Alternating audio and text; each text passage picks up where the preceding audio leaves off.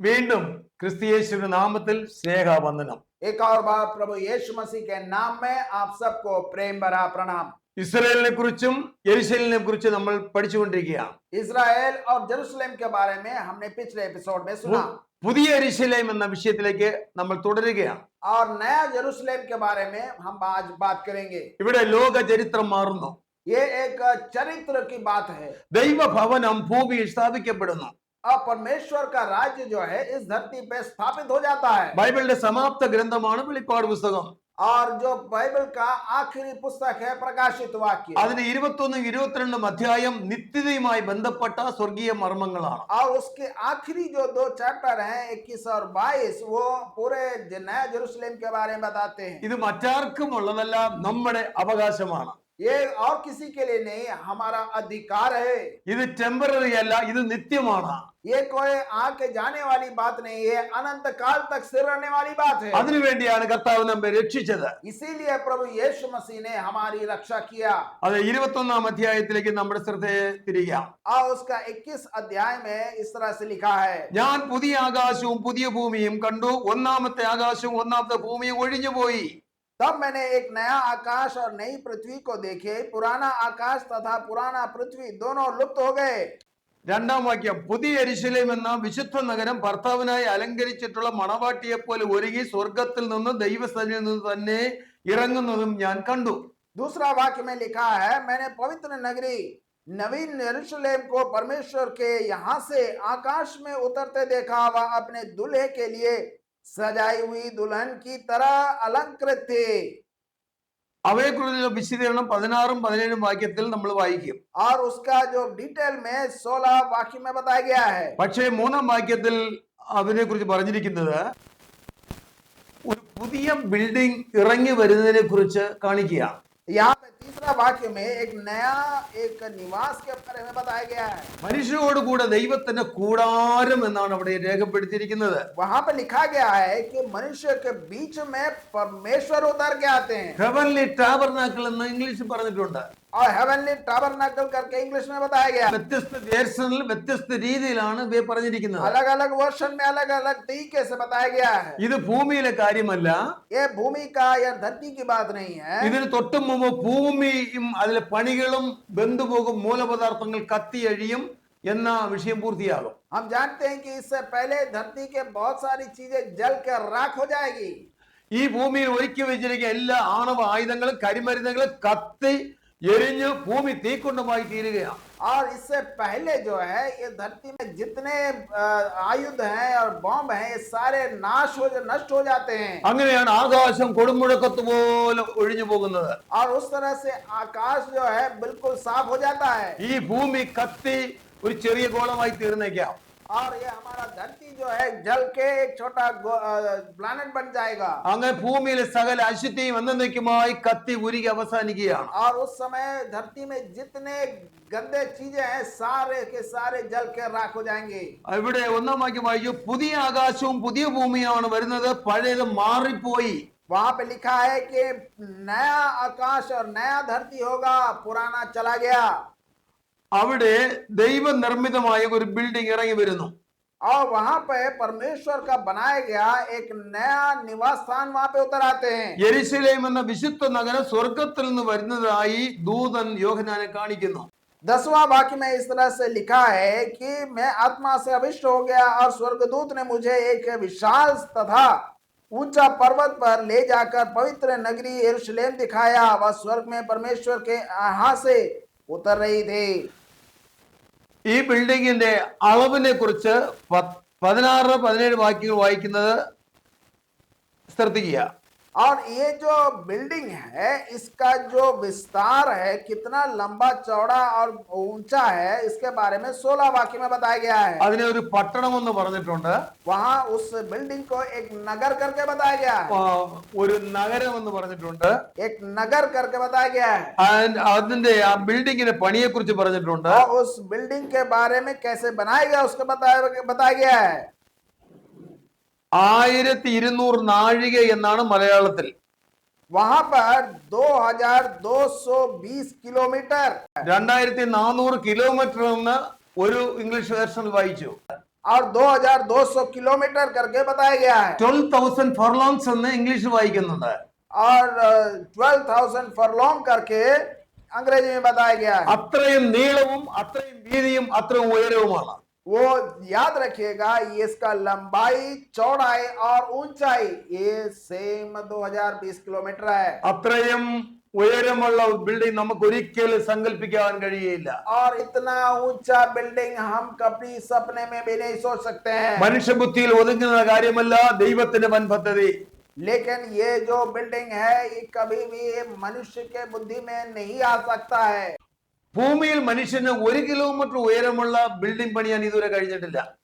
इस धरती पर मनुष्य ने 1 किलोमीटर ऊंचा वाला बिल्डिंग नहीं बना पाए മിഡിൽ ഈസ്റ്റിൽ ദുബായിൽ ഒരു വലിയ ടാലസ്റ്റ് ബിൽഡിംഗ് പണിതിട്ടുണ്ട്. दुबई में एक बहुत बड़ा बिल्डिंग को बनाया गया है അത് ലോകത്തിലെ ഏറ്റവും വലിയ ബിൽഡിംഗ് ആണ്. और इस दुनिया में सबसे ऊंचा बिल्डिंग है वे 168 നില ഉയരമുണ്ട്. 168 जो फ्लोर है उसमें है എന്നാൽ അതിന് നീളവും വീതിയും ഒന്നും അത്രയില്ല. लेकिन उसका लंबाई चौड़ाई उतना नहीं है ദൂരെ നിന്ന് നോക്കിയാൽ ഒരു തൂണ് നിൽക്കുന്ന പോലെ മാത്രമേ കാണുവാൻ കഴിയുന്നുള്ളൂ. लेकिन हम देखते हैं तो एक लंबा एक खंबे की तरह वो बिल्डिंग को हम देख सकते हैं അത് 1 കിലോമീറ്റർ പോലും ഉയരമില്ല.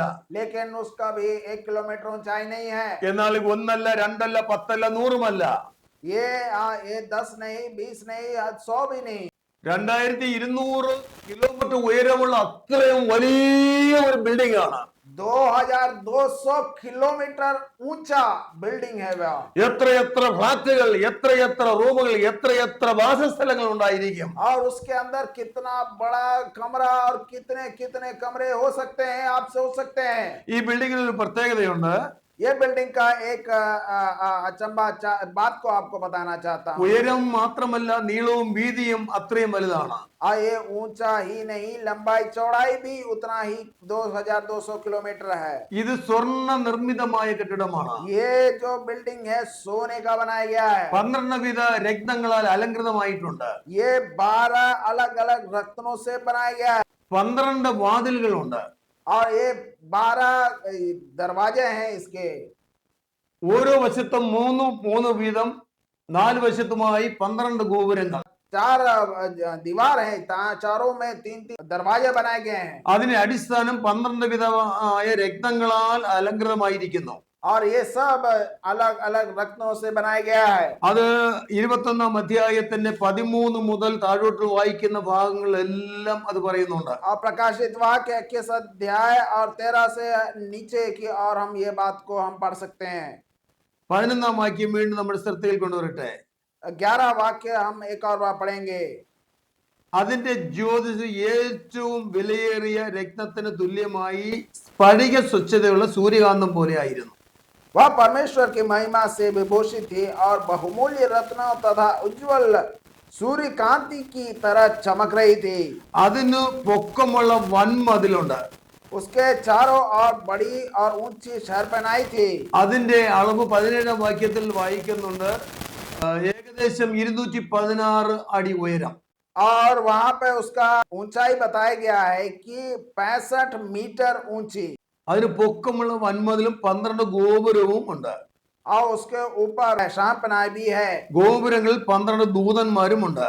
और उसके ऊपर 12 दूत गणे भी हैं ഈ ബിൽഡിങ്ങിന്റെ പ്രവേശന കവാടത്തിൽ സ്വർഗീയ ദൂതന്മാരാണ് കാവൽ ഭടന്മാർ.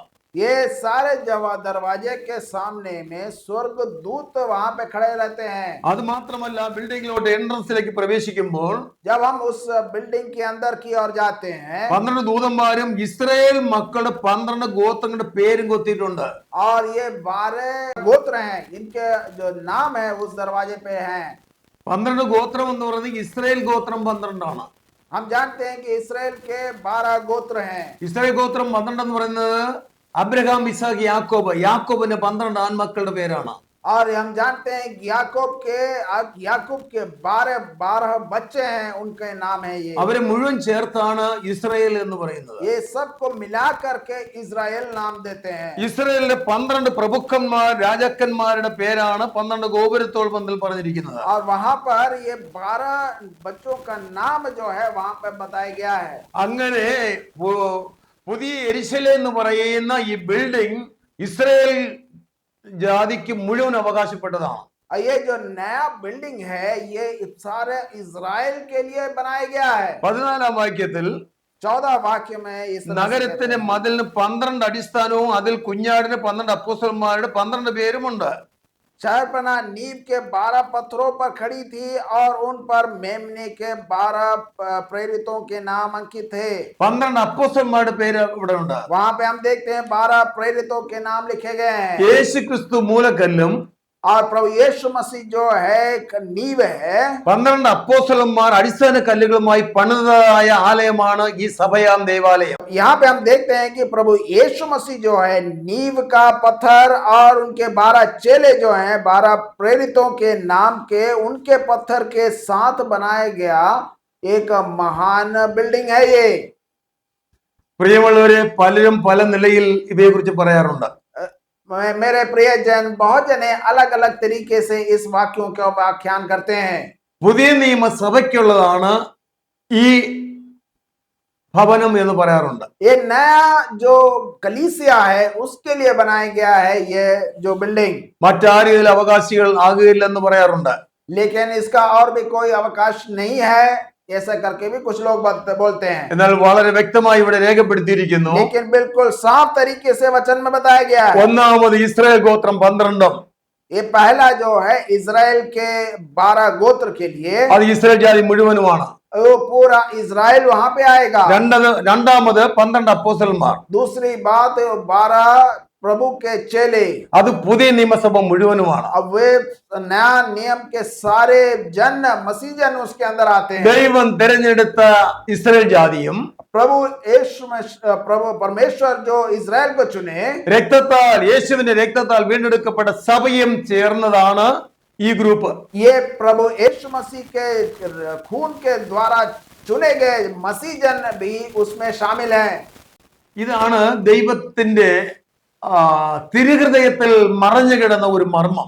ये हम वचन के द्वारा हम समझ सकते हैं कि पिता परमेश्वर का हृदय में जो बात है वो यहाँ पे हम देख सकते हैं। കർത്താവായ യേശു ക്രിസ്തുവിന്റെ പ്രാർത്ഥനയിൽ ആദ്യം പറഞ്ഞ കാര്യം ഇവിടെ ഞാൻ ഒന്നുകൂടെ ഓർപ്പിക്കുന്നു. हम प्रभु यीशु मसीह का प्रार्थना के बारे में भी हम यहाँ पर देख सकते हैं। പിതാവേ, നീ എന്നിലും ഞാൻ നിന്നിലും എന്നതുപോലെ ഇവരും നമ്മളിൽ ഒന്നായി തീരണം. प्रभु यीशु मसीह प्रार्थना करते हैं कि जैसे मैं आपके अंदर हूं और आप मेरे अंदर हैं, उसी तरह से ये मसीह जन भी हम सब के अंदर एक हो जाएं। അങ്ങനെ ഭൂമിയിൽ നിന്ന് ഒരുക്കപ്പെട്ടതായ വിശുദ്ധന്മാരെ इस तरह से इस भूमि से जो चुने गए प्रभु मसीह जन हैं, സ്വർഗീയ പൗരത്വം കൊടുത്ത് उनको स्वर्गीय नागरिकता मिल गया। നിത്യയുടെ തുടക്കമായിരിക്കുന്ന പുതിയ യെരുശലേമിലേക്ക് പാർപ്പിക്കും. अनंत काल तक रहने वाला एक नया जेरूशलेम में उनका प्रवेश होता है। ഇത് ദൈവത്തിന്റെ കുടുംബമാണ്.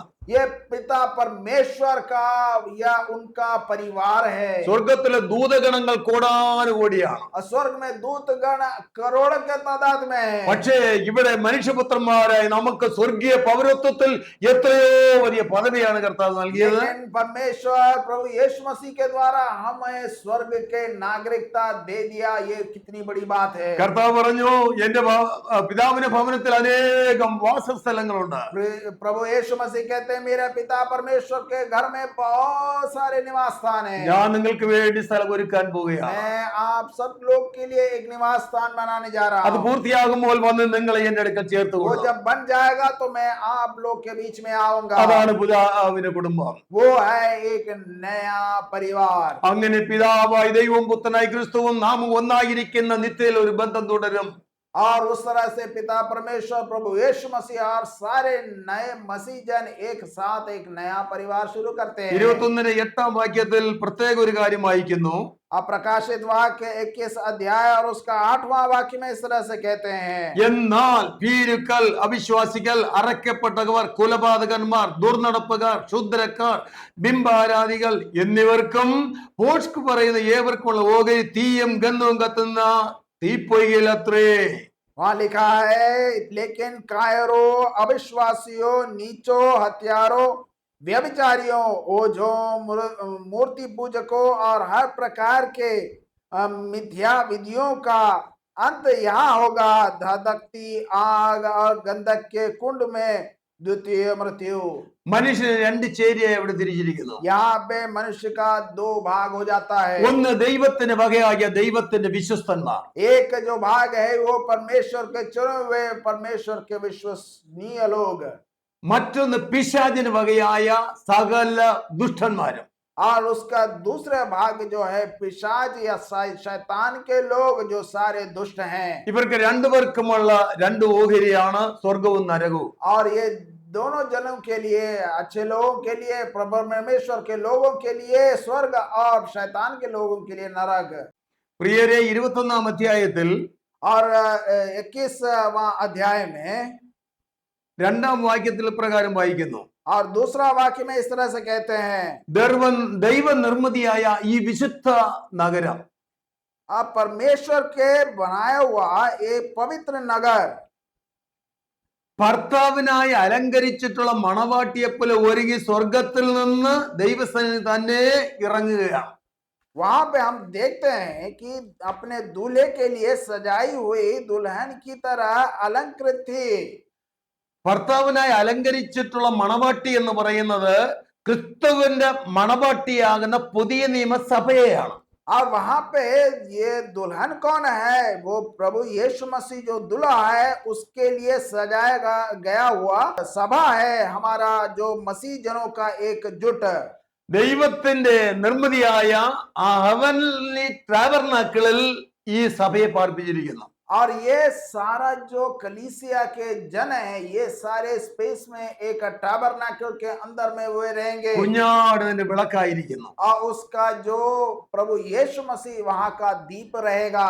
അവിടെ മണവാട്ടി എന്ന് പറയുന്ന സഭയെ ഒരു വലിയ ബിൽഡിംഗ് ആയിട്ടാണ് ഇവിടെ കാണിക്കുന്നത്. वहां पे हम देखते हैं कि दुल्हन है वो एक नया एक बड़ा बिल्डिंग के रूप में दिखाया गया है। ഈ സ്വർഗീയ ഭവനത്തിനകത്ത് സഭയാകുന്ന വിശുദ്ധന്മാരുടെ കൂട്ടമുണ്ട്.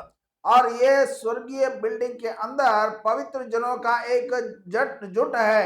ഈ വലിയ സൗധത്തിന്റെ ഒരു ഭാഗത്ത് മാത്രം ഒതുങ്ങാനേ വിശുദ്ധന്മാർ കാണുകയുള്ളൂ. और ये बड़ा सा बिल्डिंग के अंदर में पवित्र जन एक छोटा सा जुट रहेंगे। അവർ തന്നെ കോടാനുകോടികളാണ്. और वे भी करोड़ों के तादाद में हैं। അത് പുതിയ ഭൂമിയിലേക്കാണ് വരുന്നത്. वे नए धरती की ओर आएंगे। ഇത്രയും വലിയ ഒരു നഗരമാകുന്ന ദൈവ നിർമ്മിതിയാകുന്ന ബിൽഡിംഗ്, ये इतना महान और बड़ा बिल्डिंग के अंदर में ബേസ് ഉറപ്പിക്കുവാൻ ഈ ഭൂമിക്ക് സാധ്യമല്ല. और ये महान बिल्डिंग के रखने के लिए हमारा धरती उसके लिए काबिल नहीं है। ഇവിടെ 2 കിലോമീറ്റർ നീളം അതിന്റെ ബേസ് ഉള്ള ഒരു ബിൽഡിംഗ് ഇതുവരെ പണിതിട്ടില്ല. हम जानते हैं कि 2 किलोमीटर लंबा एक चौड़ा कोई बिल्डिंग का आज भी धरती में नहीं बनाया गया। 1 കിലോമീറ്ററിന്റെ അളവിൽ പോലും ഇവിടെ ആരും പണിതിട്ടില്ല. 1 किलोमीटर के और लंबा भी एक कोई भी बिल्डिंग नहीं बनाया है। എന്നാൽ 2200 കിലോമീറ്റർ നീളവും വീതിയുമുള്ള ബേസ്മെന്റ് ഇടാൻ ഈ ഭൂമിയിൽ ഒരിക്കൽ സാധ്യമല്ല. इसीलिए 2200 किलोमीटर लंबा चौड़ा बिल्डिंग इस धरती पे नहीं बनाया जा सकता। ഈ അടുത്ത കാലത്ത് വാനഗോള ശാസ്ത്രജ്ഞന്മാർ कुछ दिनों पहले हमारे साइंटिस्ट जो स्पेस में रिसर्च करते हैं, ഈ സൗരയുധം പോലെ അനേക പുതിയ പുതിയ സൗരയുധങ്ങളെ അവർ കണ്ടുപിടിച്ചുകൊണ്ടിരിക്കുന്നു. और वे हमारी धरती की तरह और भी बहुत सारे धरती हैं जहां पर लाइफ एग्जिस्ट कर सकती है। ഈ സൂര്യനും ഭൂമിയും മറ്റ് ഗ്രഹങ്ങളും എന്നതുപോലെ हमारे जैसे सूर्य और धरती जितना दूर है वैसे ही दूसरे प्लैनेट सोलर सिस्टम को वो देखते हैं। ഇതിനേക്കാളും വളരെ വലിപ്പമേറിയ സൂര്യനെ ചുറ്റുന്ന ഭൂമിമാരെ കണ്ടുപിടിച്ചുകൊണ്ടിരിക്കുന്നു. और जो साइंटिस्ट हैं, ऐसे धरती हमारे जैसे धरती और भी यूनिवर्स के अंदर वो खुशते रहते हैं। ഈ ഭൂമിയേക്കാൾ 5 മടങ്ങ് 11 മടങ്ങ് 15 മടങ്ങ് വരെ വലിപ്പമുള്ള ഭൂമിമാരെ കണ്ടുപിടിച്ചു. और वे जानते हैं कि हमारे धरती से 5 गुना 10 गुना बड़े धरती को वो देखे हैं। ഈ സൃഷ്ടിയുടെ ആരംഭത്തിൽ തന്നെ കർത്താവ് എല്ലാം സൃഷ്ടിച്ചു और കഴിഞ്ഞിരിക്കുകയാണ്. ये हमारा सृष्टि होने से पहले ही वो प्रभु परमेश्वर उसका सृष्टि कर दिए।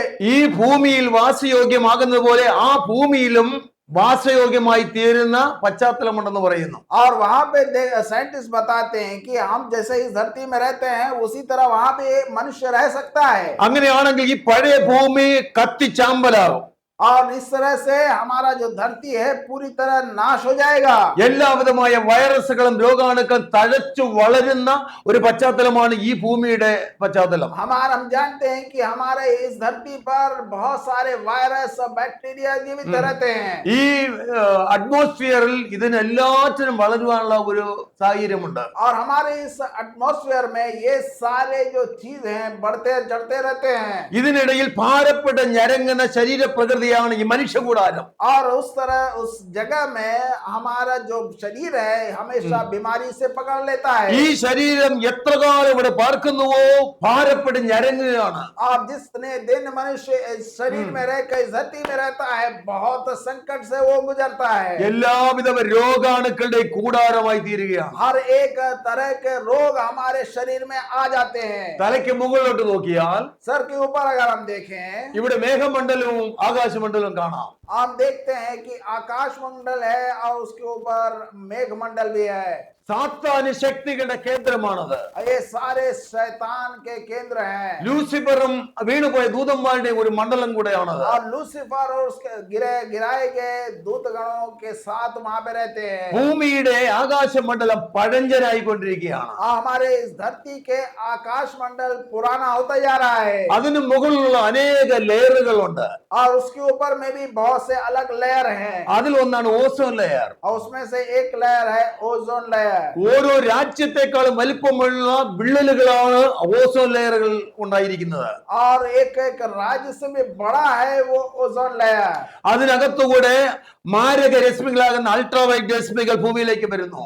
और उसके अंदर से वो छेद के अंदर से अल्ट्रावायलेट रेस जो है हमारे धरती की ओर आते हैं। അതുകൊണ്ട് മനുഷ്യന് ഒരിക്കലും അവസാനിക്കാത്ത മാരക രോഗങ്ങൾ ഉണ്ടായിക്കൊണ്ടിരിക്കുകയാണ്. और उसके वजह से मनुष्य को और भी अलग अलग कैंसर टाइप के रोग आ जाते हैं। വിവിധ വകുപ്പുകൾപ്പെട്ട ക്യാൻസർ രോഗം മനുഷ്യനെ കാർന്നു തിന്നുന്നു. और अलग अलग तरीके के कैंसर बीमारियां मनुष्य के शरीर में आ जाता है। വിവിധങ്ങളായ വൈറസുകൾ കൊണ്ട് ആകാശം മലിനമായിരിക്കുകയാണ്. और अलग अलग वायरस और बैक्टीरिया के द्वारा पूरा आकाश भरा हुआ है। ഈ ആകാശം കൊടുമുഴക്കത്തോടെ ഒഴിഞ്ഞു പോകും. और ये आकाश एक दिन पूरी तरह से चला जाएगा। ഭൂമി അതിന്റെ പണികളും വെന്തുപോകും. और ये धरती के सारे चीज जल जाएंगे। അതിനുശേഷം പുതിയ ആകാശം പുതിയ ഭൂമിയും വെളിപ്പെടും. और उसके बाद नया आकाश और नया धरती आएगा। സ്വർഗതുല്യമായ മനോഹരമായ ഒരു ഭൂമിയെ ദൈവം വെളിപ്പെടുത്തും. स्वर्ग की तरह उसी तरह एक नया धरती परमेश्वर बनाएगा।